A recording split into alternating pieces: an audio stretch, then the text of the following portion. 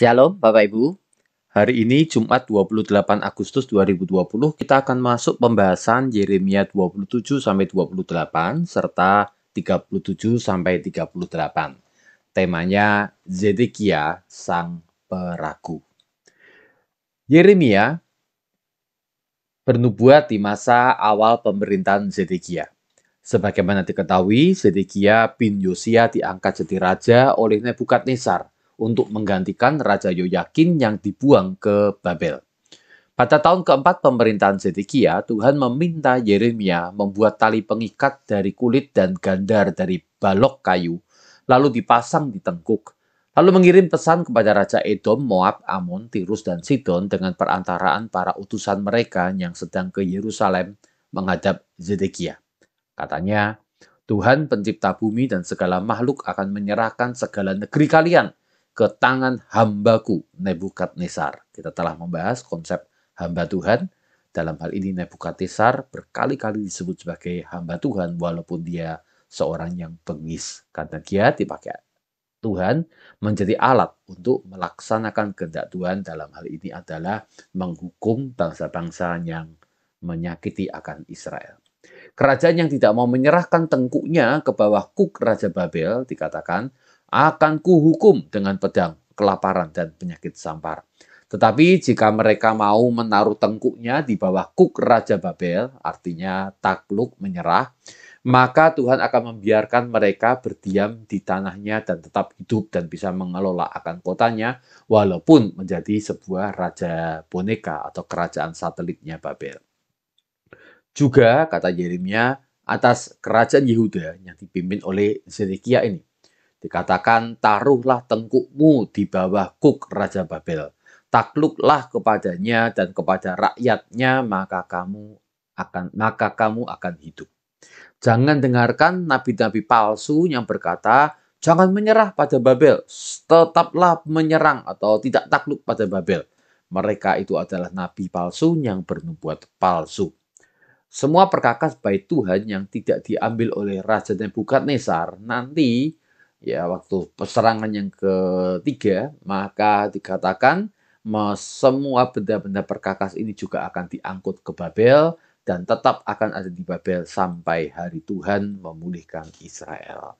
Yeremia 28. Dalam tahun itu juga pada bulan yang kelima, maka Nabi Hanaya bin Azur dari Gibeon memberikan jawaban respon atas nubuatan Yeremia ini. Di depan para imam dan seluruh rakyat yang berdiri di rumah Tuhan, Nabi Hanaya berkata kepada Nabi Yeremia, beginilah firman Tuhan semesta alam Allah Israel. Aku akan mematahkan kuk Raja Babel itu. Dalam 2 tahun ini, aku akan mengembalikan ke tempat ini segala perkakas rumah Tuhan yang telah diambil oleh Raja Babel dan diangkut ke Babel akan dikembalikan ke Yerusalem. Bahkan Yekonya bin Yoyakim, sang raja yang ditawan itu, akan dibawa pula kembali ke Yerusalem. Nabi Yeremia menjawab Hanaya di depan semua orang, di depan seluruh imam. Amin, moga-moga Tuhan berbuat demikian. Namun sudah banyak nabi yang bernubuat tentang damai sejahtera. Ternyata tidak terbukti. Karena bukti apakah seorang nabi sungguh diutus Tuhan adalah ketika nubuatnya digenapi atau tidak. Lalu Nabi Hanaya mengambil gandar dari tengkuk Nabi Yeremia, lalu mematahkannya sambil mengulangi nubuatannya. 2 tahun lagi, ya, Babel akan mengembalikan semuanya. Maka firman Tuhan datang melalui Yeremia. Karena Hanaya mematahkan gandar kayu, maka Tuhan akan memberikan gandar besi atas bangsa Yehuda. Dan untuk Hanaya yang membuat Israel percaya akan dusta nubuatan palsu, maka ia akan mati tahun ini juga. Dan yang dinubuatkan oleh Yeremia terjadi 2 bulan kemudian, pada bulan ke-7, Hanaya mati. Pada kira-kira waktu yang sama, ya walaupun pasalnya kita masuk pada pasal 37, tapi kisah ini adalah kisah yang berturutan sebenarnya. Ya pasalnya berbeda, tidak berurutan sebagaimana telah beberapa kali saya sampaikan. Maka Zedekia, seluruh pegawai dan rakyat dikatakan memilih untuk mendengar Hanaya dan tidak mau mendengar akan Yeremia. Mereka memilih untuk melawan Babel, melepaskan diri dari Babel, ya daripada tunduk kepada Babel. Ya, kisahnya semacam ini. Zedekia menyuruh Yukal bin Selemnya dan Imam Zefanya bin Maaseya untuk meminta petunjuk pada Yeremia.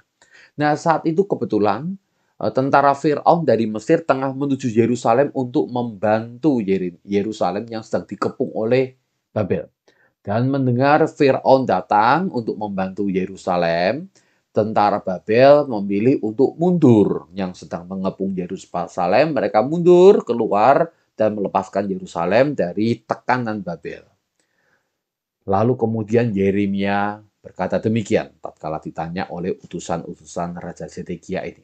Walaupun Firaun memang membantu, namun Babel sebentar akan datang kembali dan menghanguskan kota dan membunuh akan rakyat Yerusalem. Ya, maka lebih baik menyerah saja kepada Babel, jangan malah mengharapkan Mesir lalu kemudian melawan akan Babel.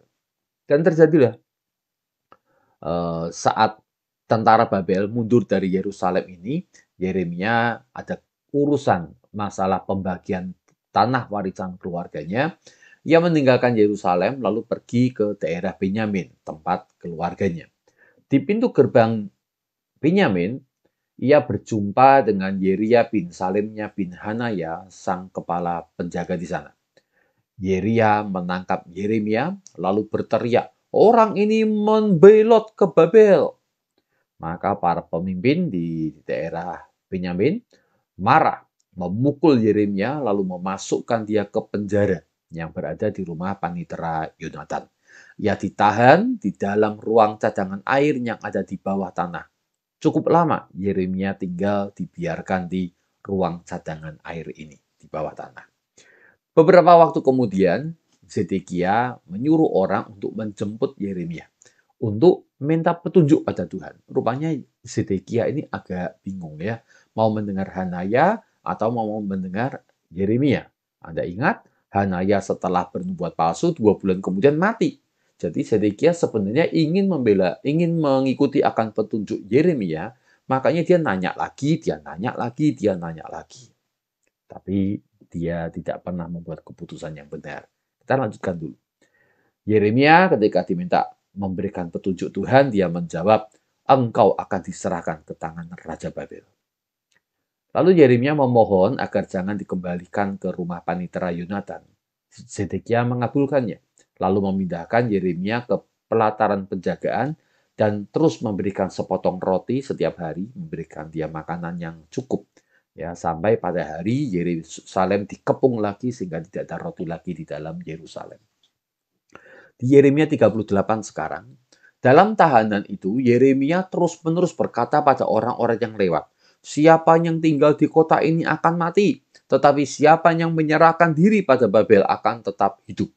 Tentu saja kata-kata ini membuat orang-orang yang lewat bingung, orang-orang yang lewat lalu bertanya-tanya, bahkan orang-orang yang lewat menjadi tawar hati karena mereka diminta untuk menyerah pada Babel.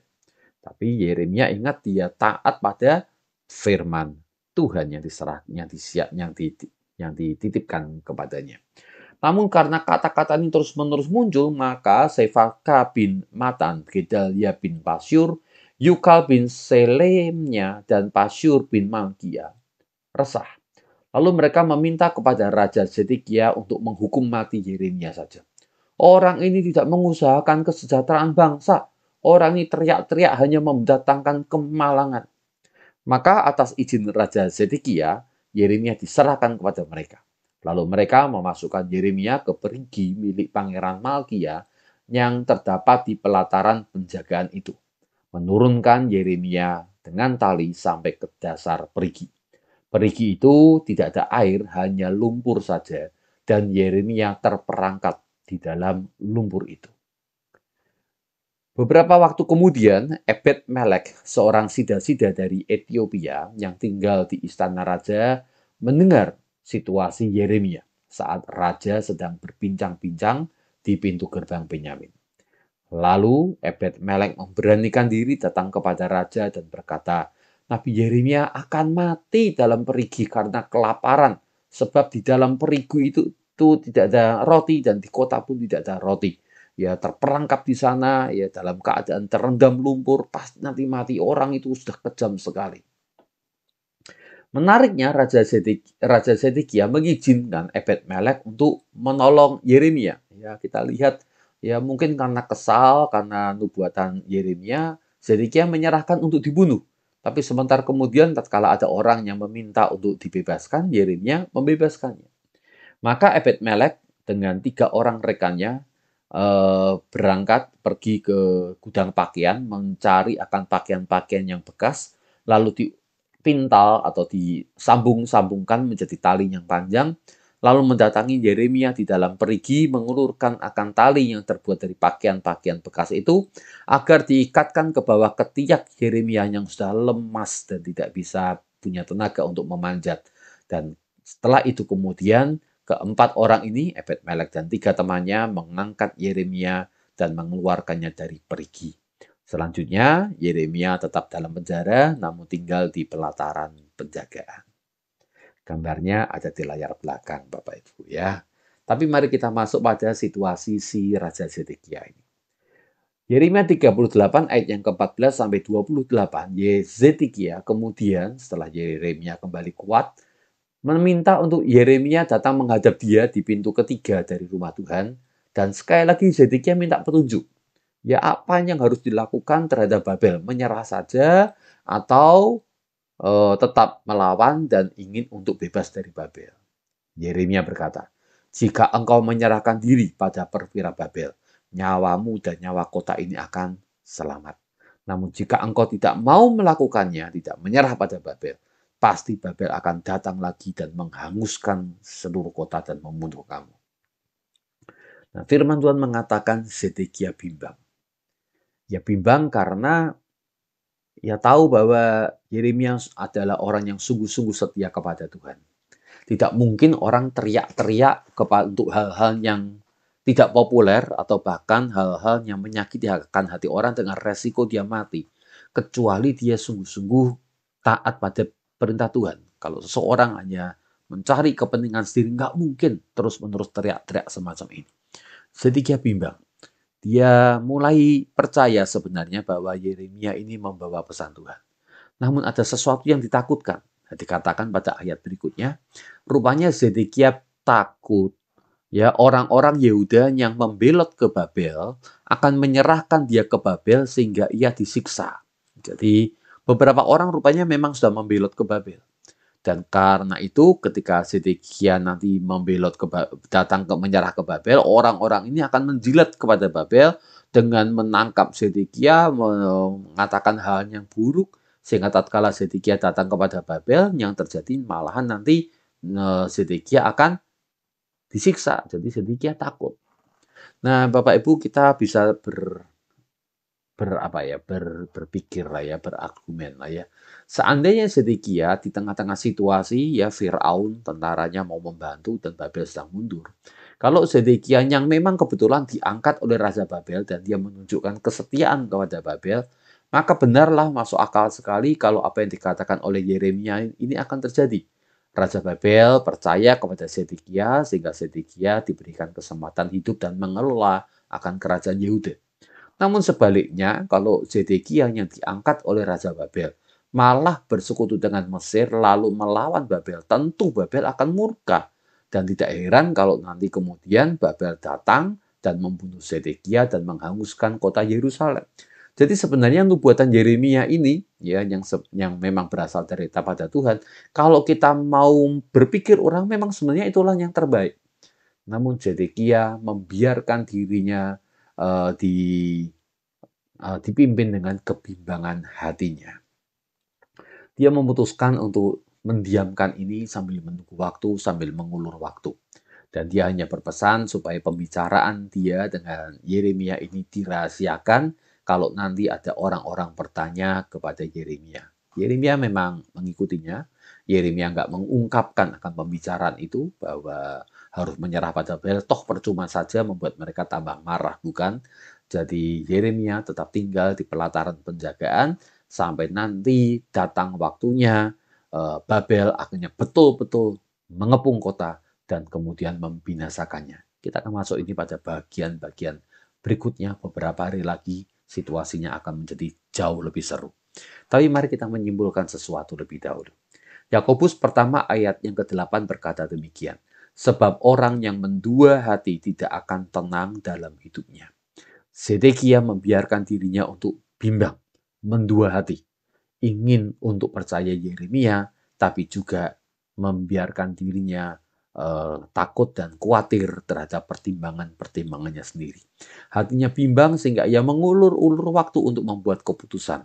Dan akhirnya yang membuat keputusan bukan dirinya. Yang membuat keputusan adalah si Raja Babel ini yang datang untuk menyerang dan mengepung.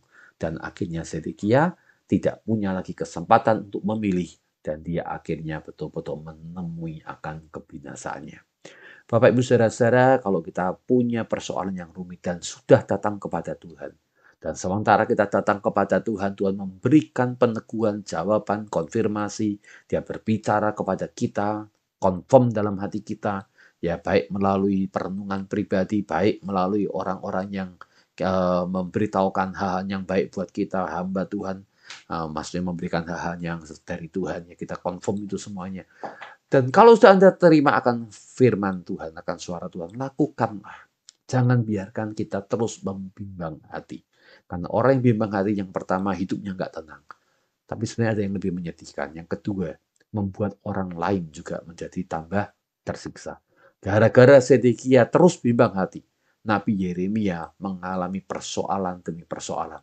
Dia dimasukkan ke penjara, dia masukkan ke perigi, masukkan ke penjara lagi.